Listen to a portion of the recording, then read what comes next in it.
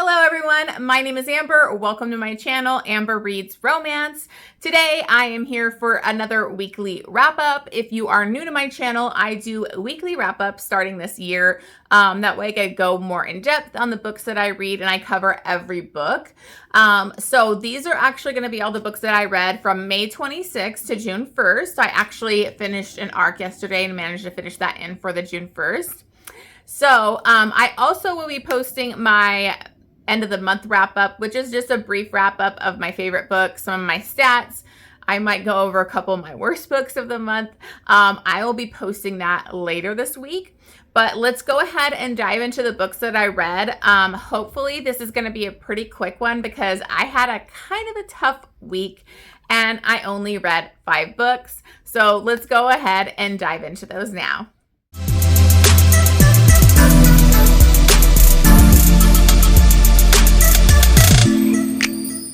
Okay, so let's go ahead and get started on those 5 books.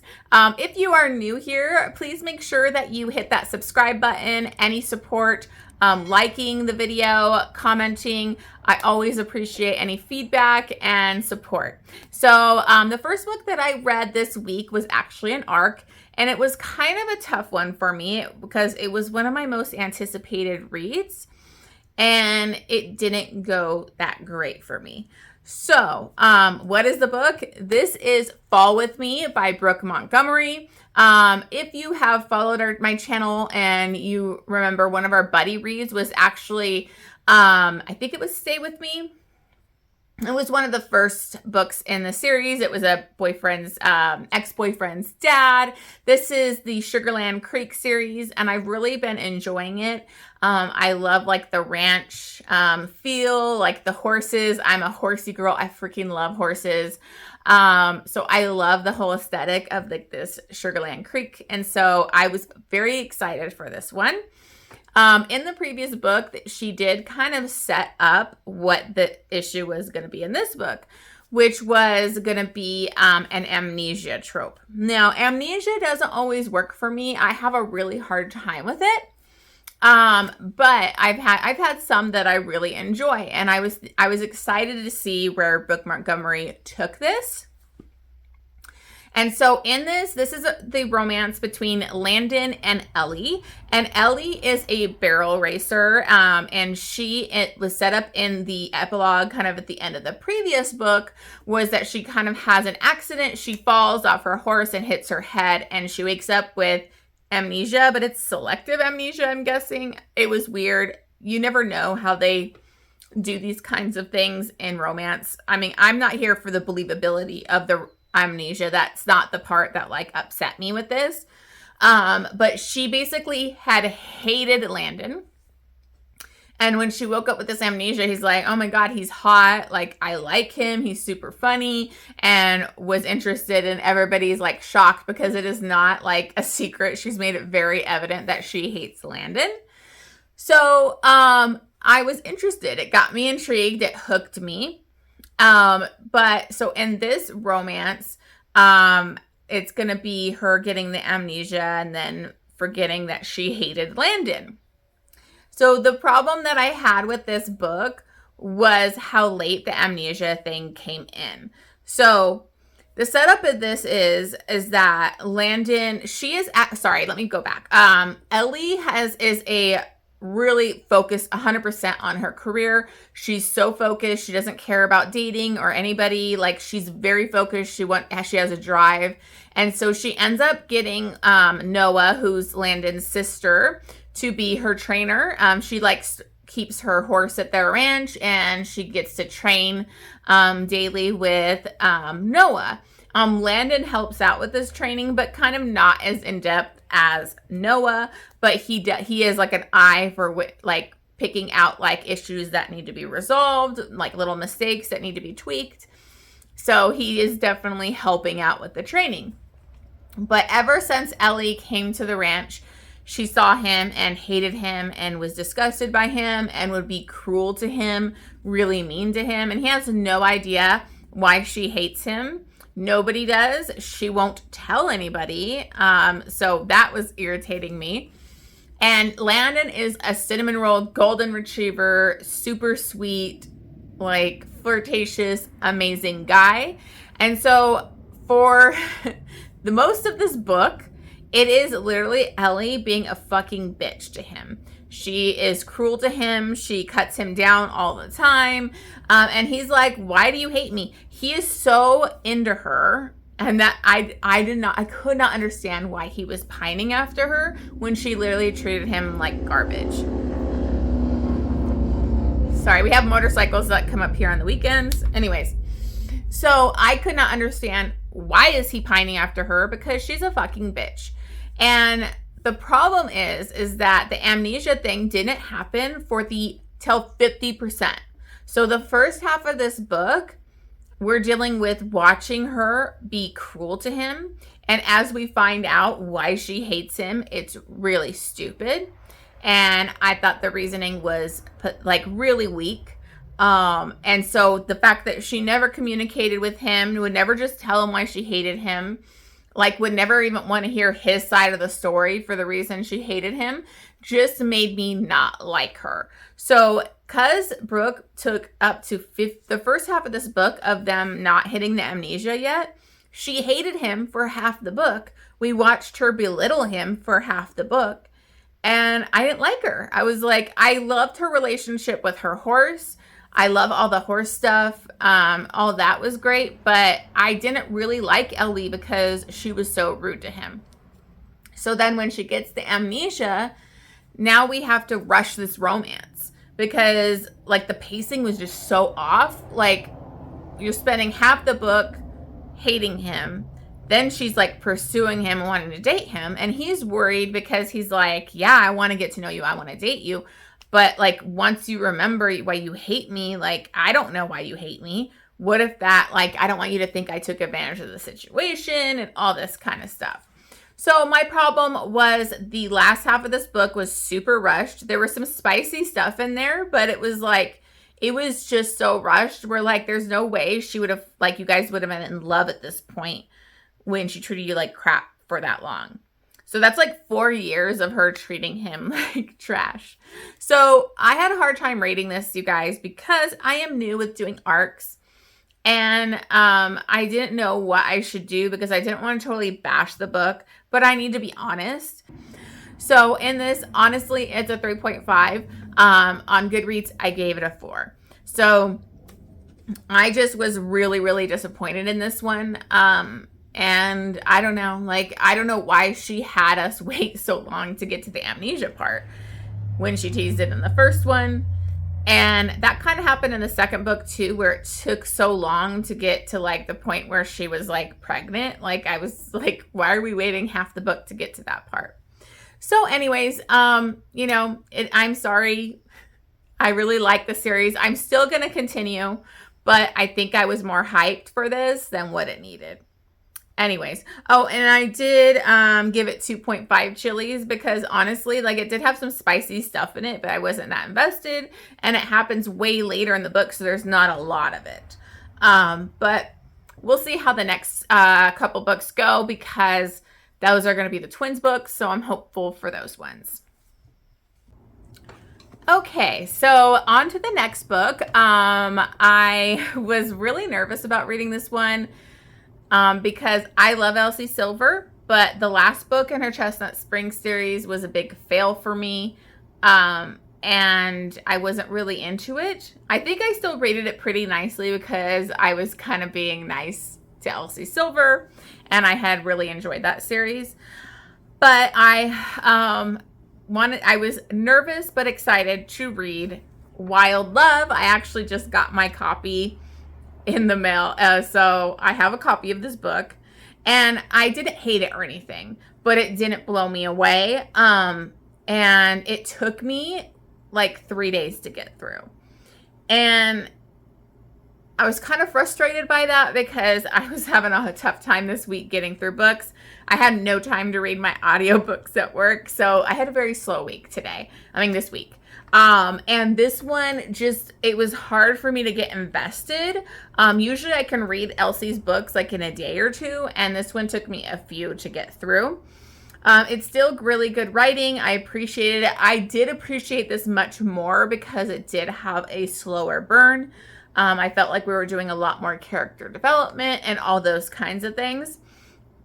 So, and I do think it's kind of hard too when you start a new series because you're introducing all these side characters and like the town and everything. So I think it's kind of the same with when I read Flawless. I liked it, but it didn't blow me away. But Heartless, the second book, blew me away. So I'm hoping it's just the start of a new series maybe that didn't fully work for me.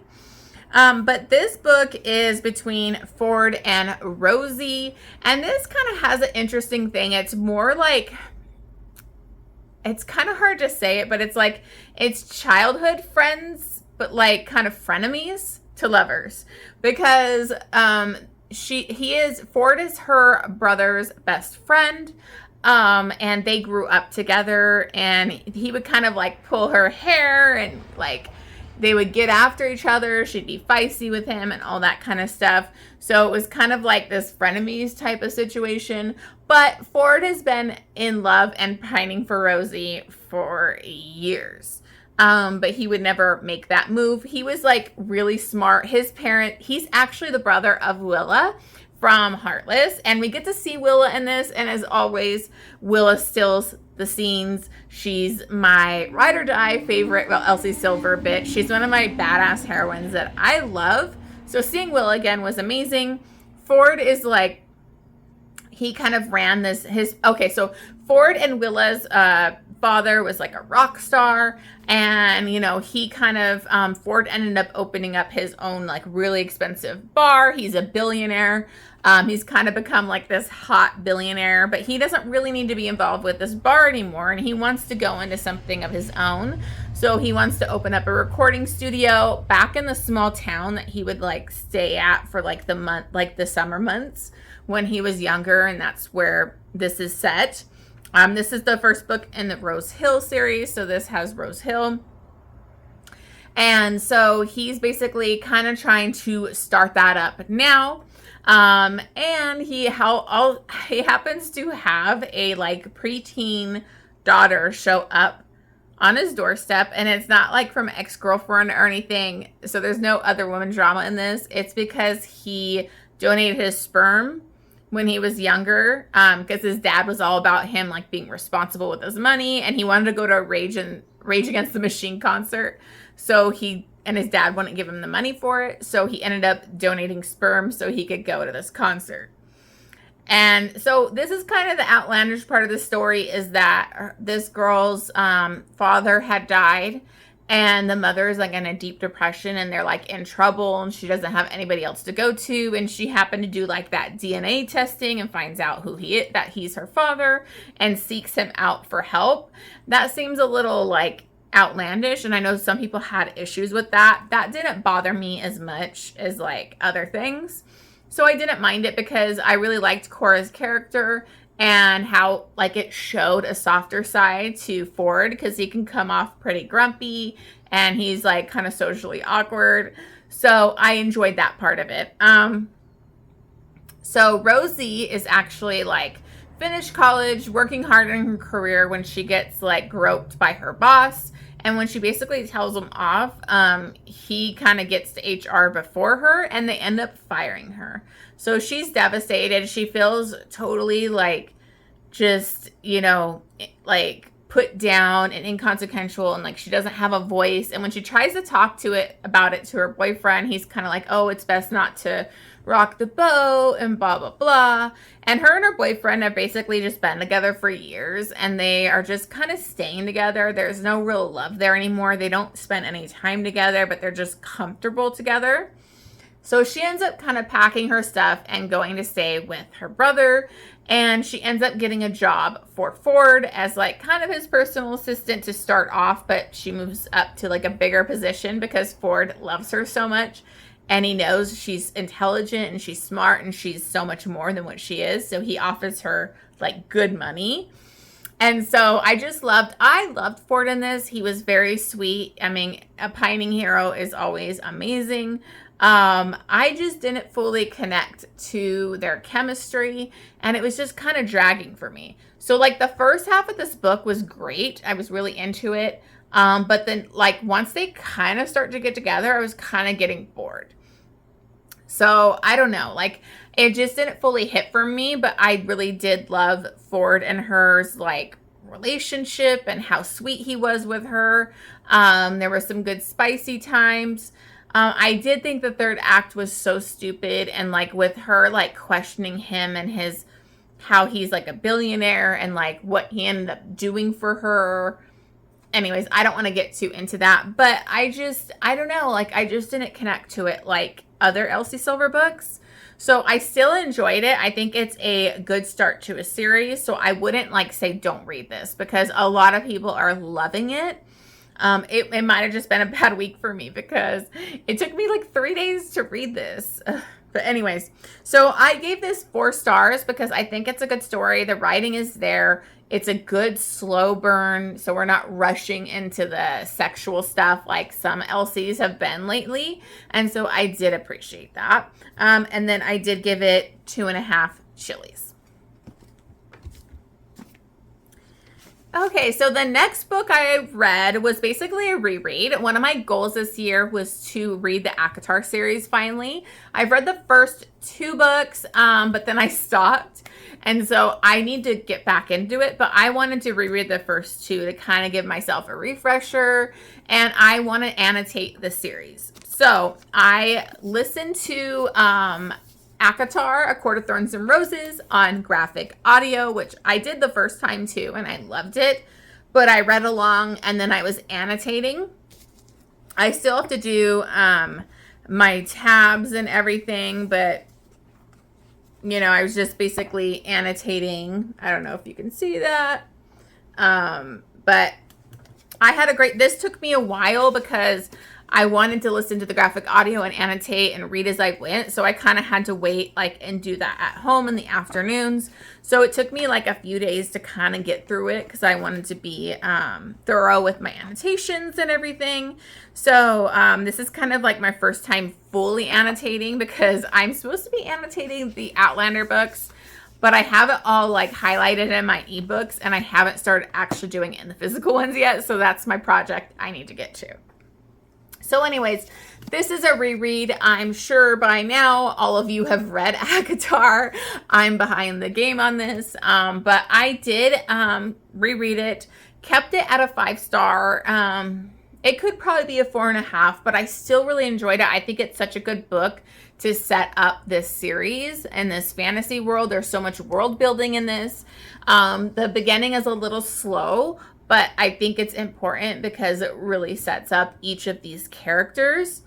I don't know if I really need to go into what this is about. I mean, I think we all know it's Feyre. She kills a wolf that ends up being an actually like fae, and she kind of gets taken for the treaty to their lands, and she's basically kind of forced to stay with Tamlin.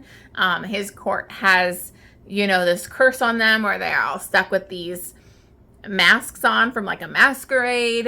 There is a blight going around, so there's this darkness. A lot of stuff that Feyre has to figure out.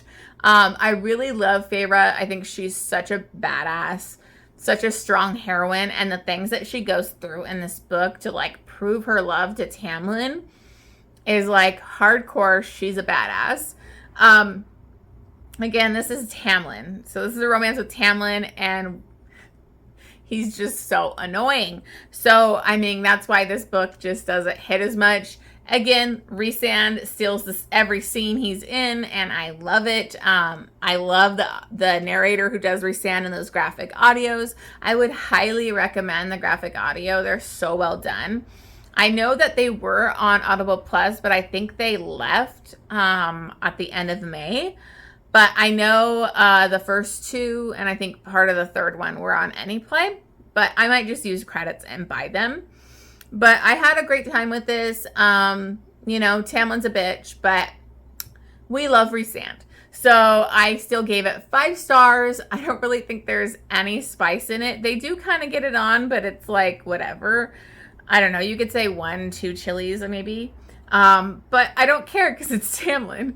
But anyways, I had a great time. And June, I'm going to be reading A Court of Mist and Fury, which is I think a 6-star book. I think I gave it a 6-star the first time I read it. So we'll see how that one goes.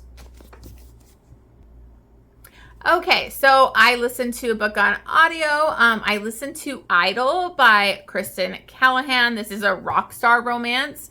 I'm trying to listen to or read some more rock star romances because I haven't read too many of those. So I want to try and read some more and get a video done for everybody. But Rockstar doesn't always work for me, so that's the problem. This one was okay. I thought it was decent. This is the first book in the VIP series, and this is between Callihan and Libby. And it's kind of an interesting way they meet because she's kind of reclusive almost, you know, living in like her grandmother's house that was like given to her. And he like crashes on his motorcycle because he was driving drunk on her like property. And so she's pretty pissed.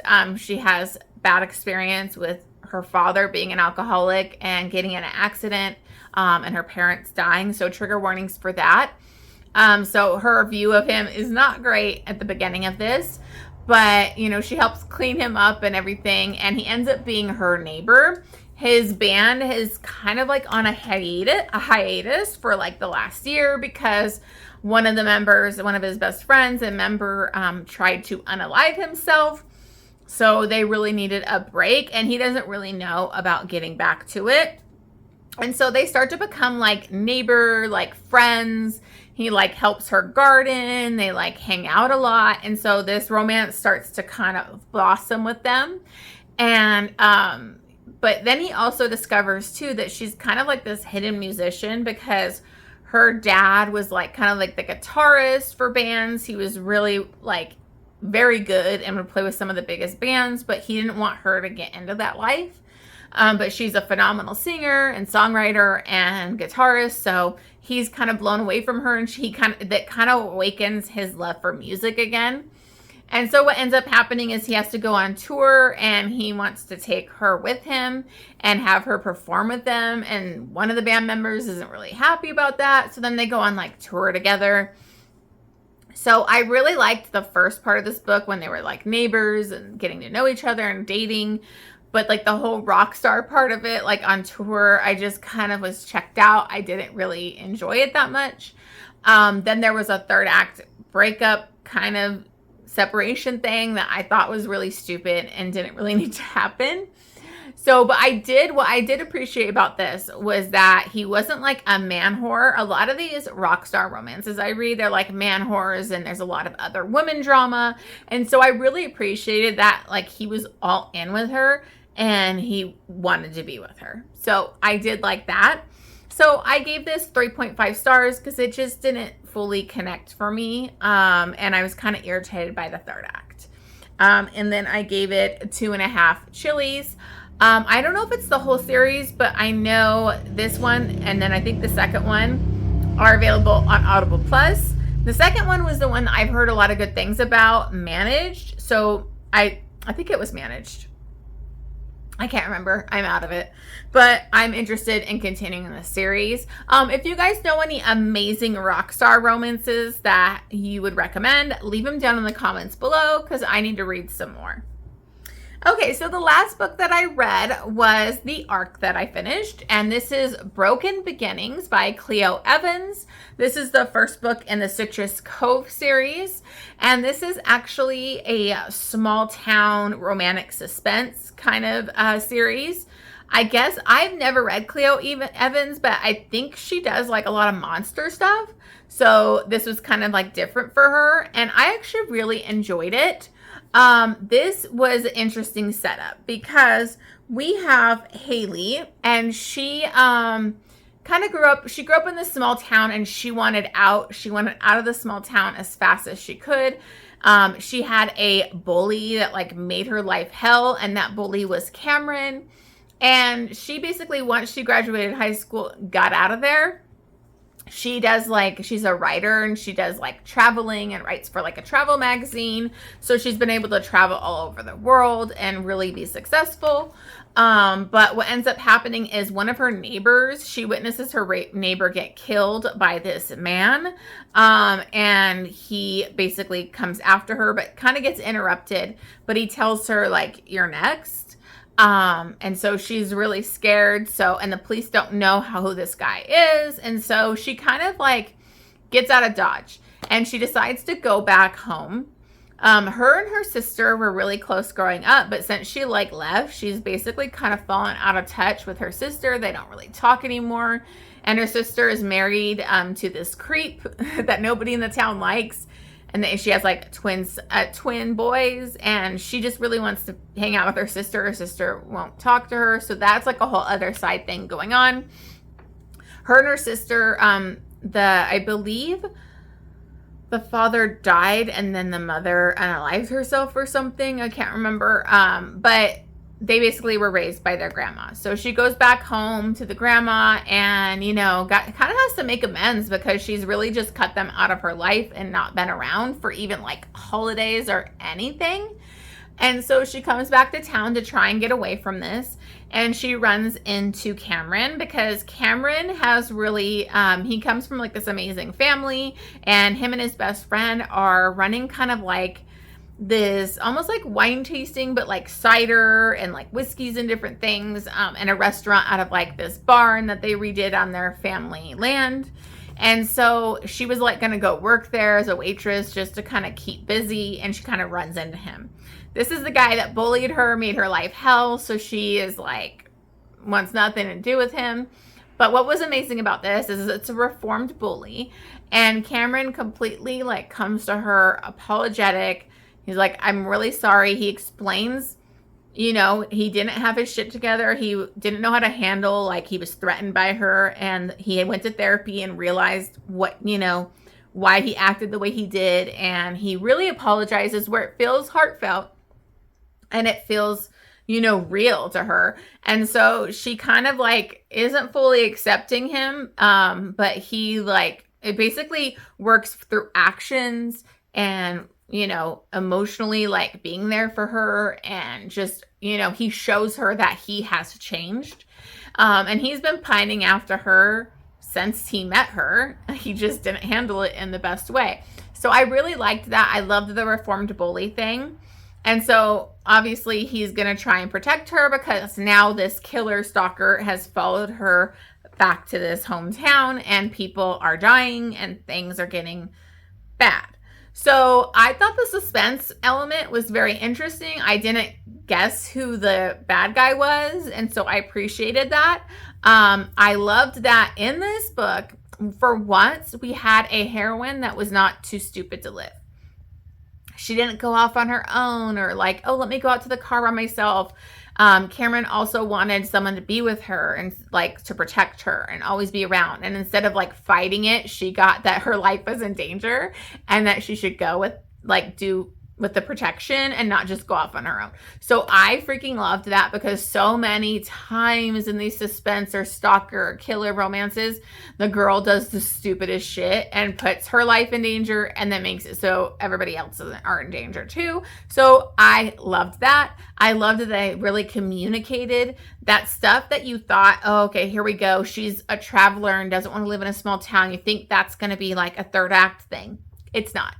All these like little things that you would expect a writer to just fall victim to the typical third act breakup thing don't happen. And I appreciate that. So there's no third act breakup, no third act conflict. The conflict is the killer psycho guy and the suspense. So I really loved this. I loved the build of this small town, all these different characters getting introduced to her sister, his brothers. Like she has a best friend that I think could have a romance with one of the older brothers. So I am very excited to continue with this series. I mean, it was not angsty with the romance. So, it wasn't the most angsty thing, but you don't need that. Like it was a really sweet romance.